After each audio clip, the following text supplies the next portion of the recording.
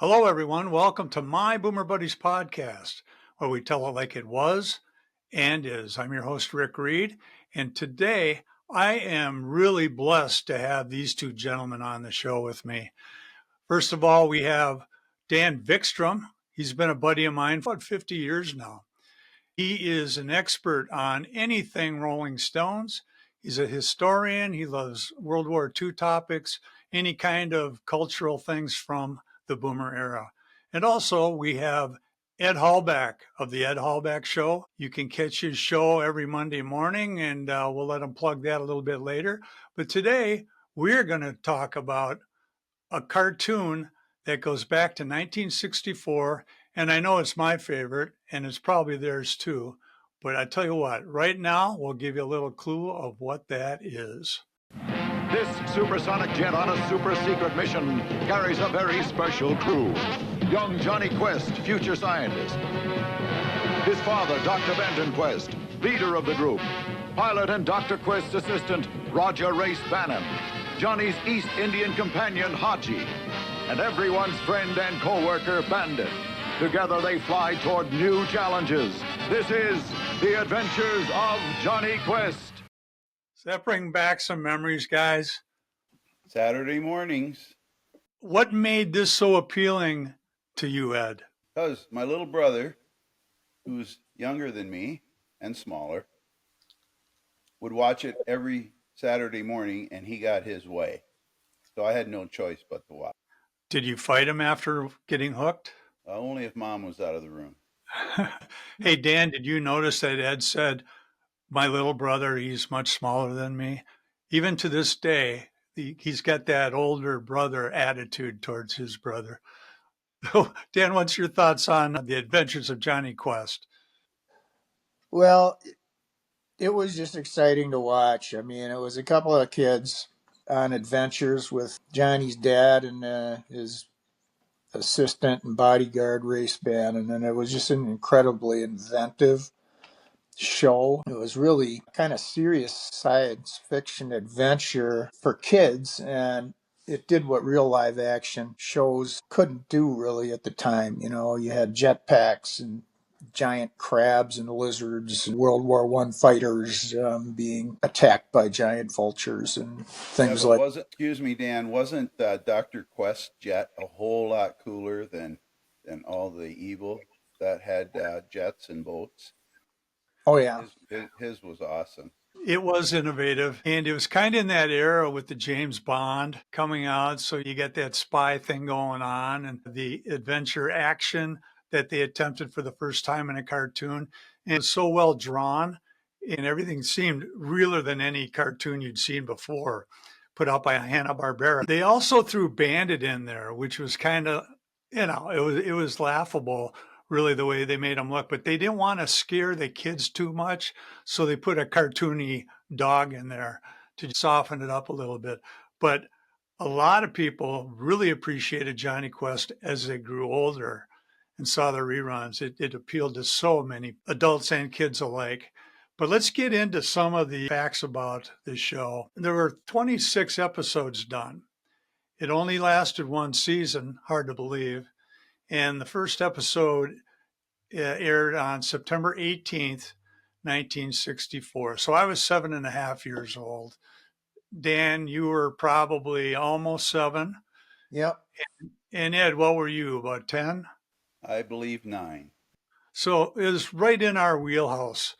And I bet if I talked to Quincy, he never watched it. And it was on ABC, and like Ed, you said, it was Saturday mornings. And in addition to creating the main characters, Doug Wildey wrote many episodes along with William Hamilton, Walter Black, and Charles Hoffman.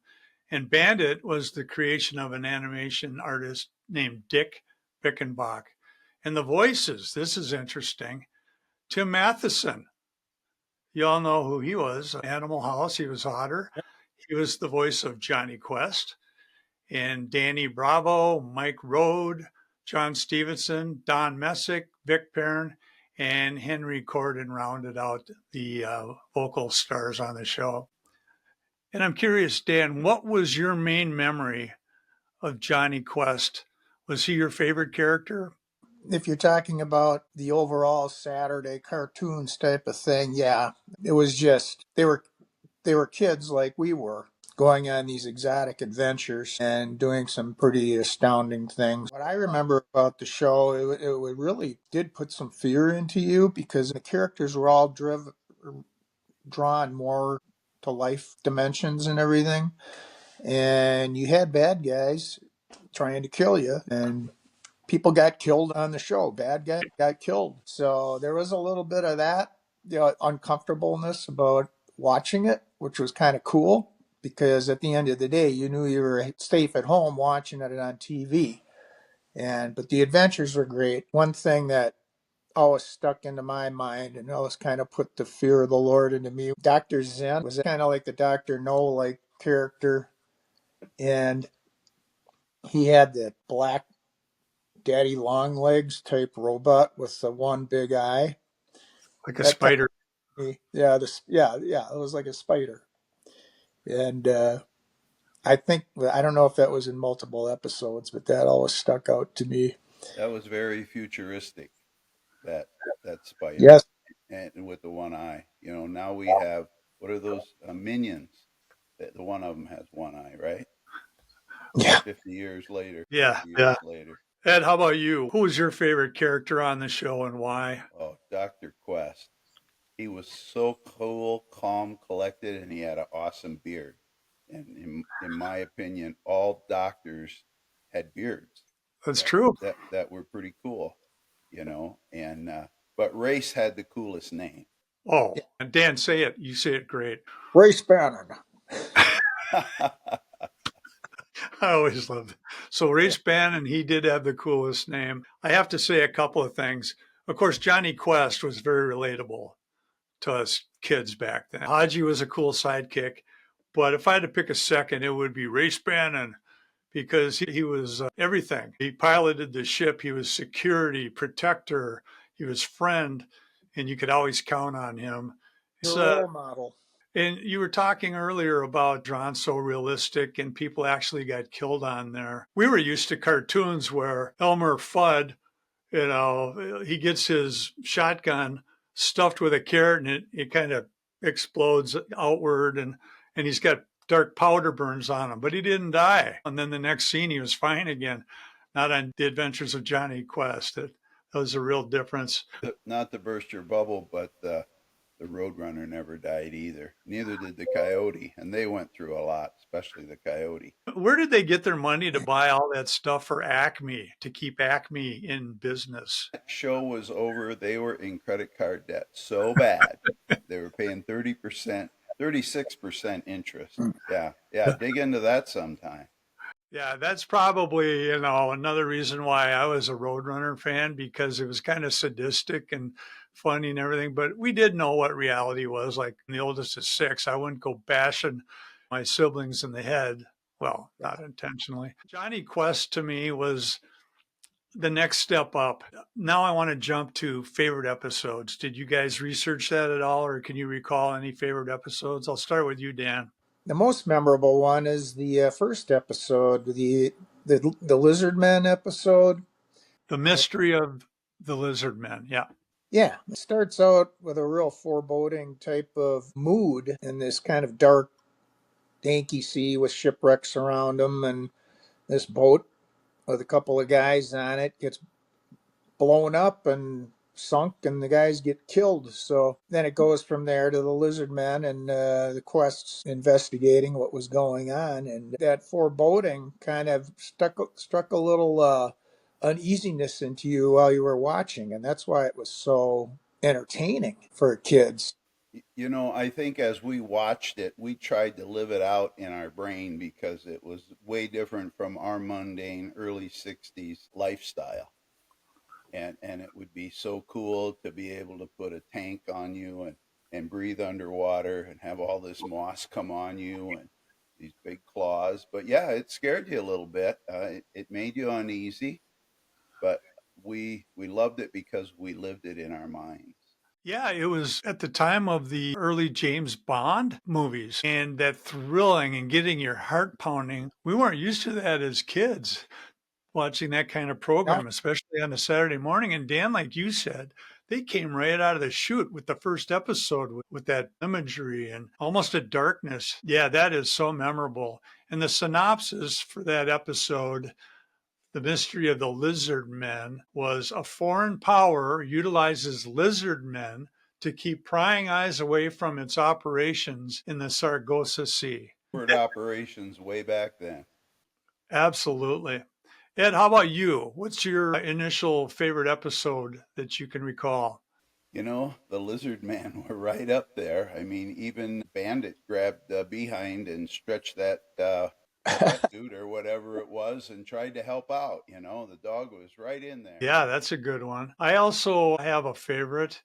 It's The Curse of Anubis. Dr. Kareem steals an Egyptian artifact. He unknowingly awakens a mummy Yeah. who is hell-bent on taking revenge on him. However, Dr. Kareem puts the blame of stealing the artifact on Dr. Quest.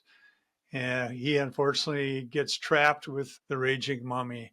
And I just remember that mummy was terrifying. My heart was pumping on that episode. That was a really good one. Did you hide your head in a pillow? It's funny because Be honest. I'm going to tell you the setup. 7-year-old Ricky Reed. Saturday mornings, I'd grab my favorite pillow.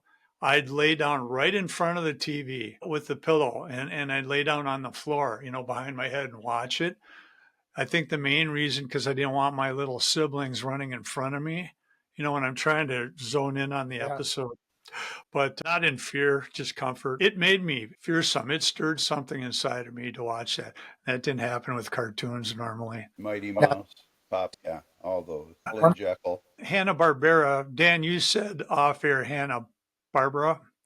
I don't know the right way to pronounce it. So viewers and listeners, go ahead and let me know the correct way, if you will, because I'm too lazy to Google it. But they put out a lot of great cartoons. But this is on Jonny Quest, right? So do you have any other episodes that you remember that you want to share? Well, the one where the airplane, you get the World War One airplane, they're attacking the Quest, and they're on some like mountain cliff or something, and the villain ends up throwing a Molotov cocktail at him, and he misses, and it lodges in the wing.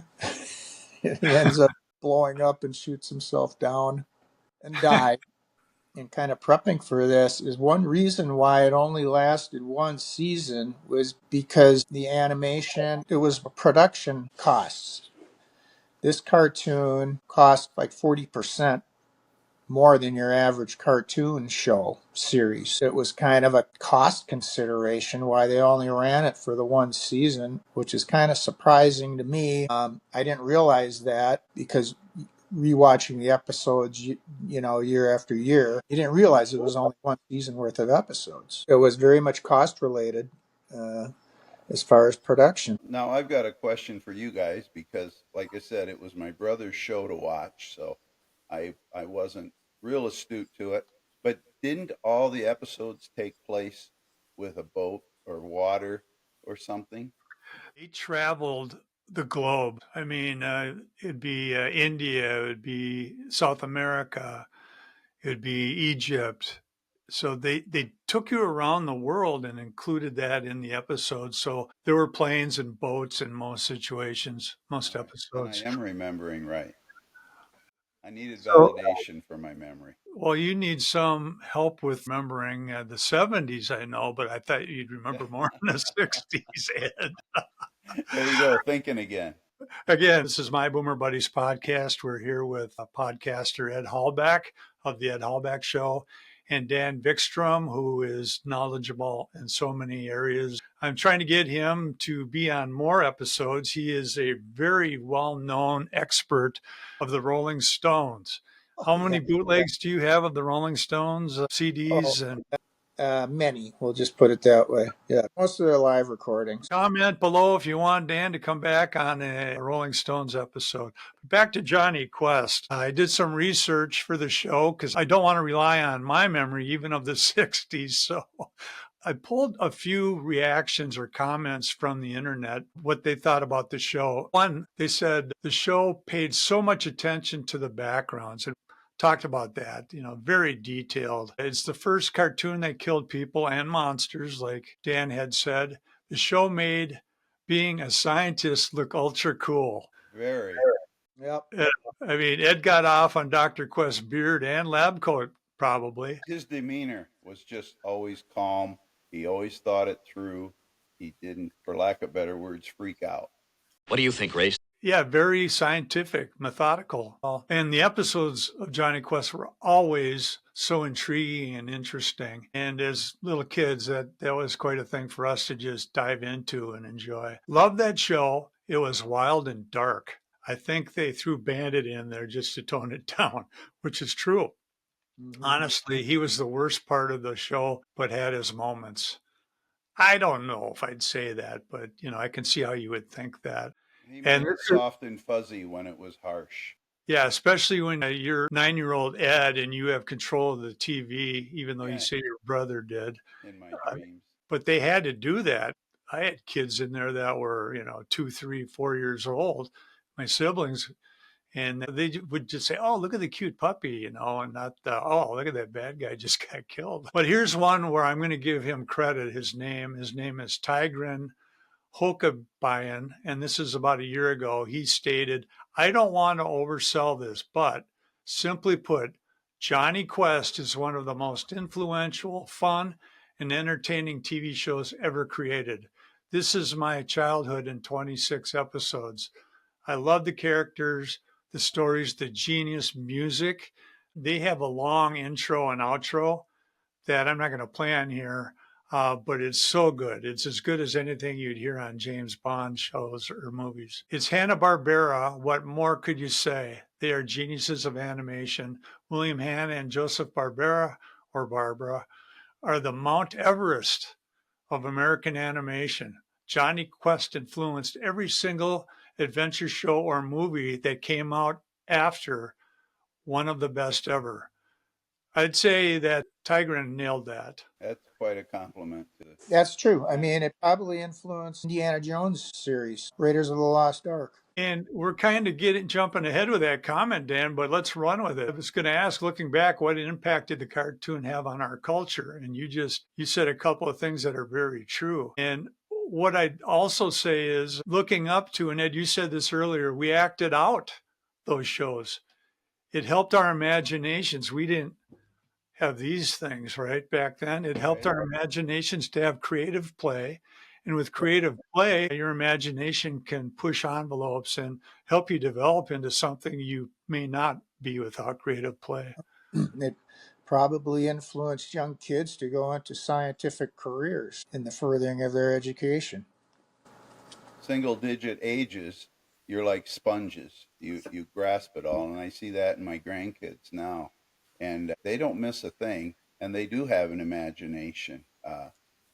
And I'm witnessing that with some of the play that they want me to do down on the floor, as long as I figure out how to get up. And it's a lot of fun because they do get very creative of what they're doing. I do know that for a while, my profile picture, I put Jonny Quest up there, as a 50 something at that time adult. I still was proud to link into that by having it on my profile. I did that for the purpose of putting a smile on some fellow boomer faces because it's so relatable. I got a question for you guys because I know lip syncing was big in the music industry when they went on Bandstand or the Ed Sullivan Show. Bands did. So was the intro and extra to Jonny Quest, was that live orchestra, or were they able to dub that in? I don't know about the technology back then. Oh, they recorded that before and they tag it on, just like you do, Ed, on your show, your bass guitar intro and extra. That's what Okay. they did with their show. You viewers out there, give us your comments. If you're watching on YouTube, please comment below and tell us your memories of Jonny Quest, or did you not watch it at all? And I'm curious, guys, as to how many females out there actually watch Jonny Quest. I know I asked my wife, and she said I was aware of it, but I didn't really watch much of it. If it was on, I'd watch it, but I wasn't attached to it like you. So, I know my sisters didn't, I don't think, but I was the youngest, so it was right in my wheelhouse, so to speak. I'm wondering now, Ed, you were saying that you had the single digit grandkids, and I've got seven of them, and four boys and three girls, and it would be to be able to find that series just those kids could watch it. I think they'd be fascinated by it, particularly my boys. So I don't know if you can buy it on what you can buy it on now. you probably can watch some YouTube episodes somewhere. I'm Sure, sure that's if you what I look. did. Yeah, you can do that. But you know, did girls watch it? I have no clue because I wasn't keeping an eye on the opposite sex yet. Then maybe give me a year or two. But I know my sisters had to clean the bathrooms on Saturday morning. Bathroom, we only had one, but they had a fight over that, so they didn't watch it. All right. So comment, like, share, subscribe. Really love to hear from you. If you're watching on the screen, there should be a subscribe button. I know that good numbers on the people that are subscribed, but most of the people that watch do not subscribe. So please do that. And we'll get back to you with the comments that are sent in. We'll do a follow up. We'll probably do some more cartoons. I know that Ed, you mentioned a bunch. Dan, you know of a lot of cartoons. And so this is kind of an endless well. We might not do a whole episode on one show like we did here with Jonny Quest, but we can mention a variety of them. Roadrunner, I like that show, Yeah. and also compare Jonny Quest's artwork to the Roadrunner because that was very minimalist. The Roadrunner It cartoons, was. the backgrounds were just swirls and rough Right. rocks and mountains. Where Jonny Quest was very detailed, so there's a difference there. But we'll do that. And if you're listening on Buzzsprout or Spotify, go ahead and send me an email, comment in the email, myboomerbuddies4 at gmail.com, myboomerbuddies4 at gmail.com. Ed Halbach, Dan Vikstrom, this is the time for some final comments on Jonny Quest. We'll start with you, Ed. Well, now you got me kind of cranked up again. I think I'm going to show this to my grandkids and see what they did. I showed them the Three Stooges, and my grandson loved it. He's 11 now, and my granddaughter, who's 8, could have cared less. Okay. It's a difference in personality, but I am going to show them Jonny Quest, and we'll see what their comments are. Dan? Yeah, I agree with Ed there. I think it'd be a great show for my grandkids to see. The YouTube episodes, really, you can't find full episodes, I don't think, on YouTube. Just documentaries on it, which show swatches of this episode and that episode. Highly recommended for the young kids, too, to see nowadays. You can buy it on YouTube. I ran into that this morning. Okay. Yeah, that's true. You can probably buy it. Yep.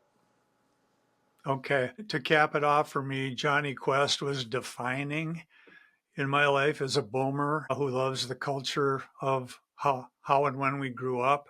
I think of that show often, and I'm glad we finally got a chance to do it. 2 years ago, when I started this venture, I put a spreadsheet of what I wanted to talk about, and I'm slowly knocking them off. And this was at the top of the list, Jonny Quest for content.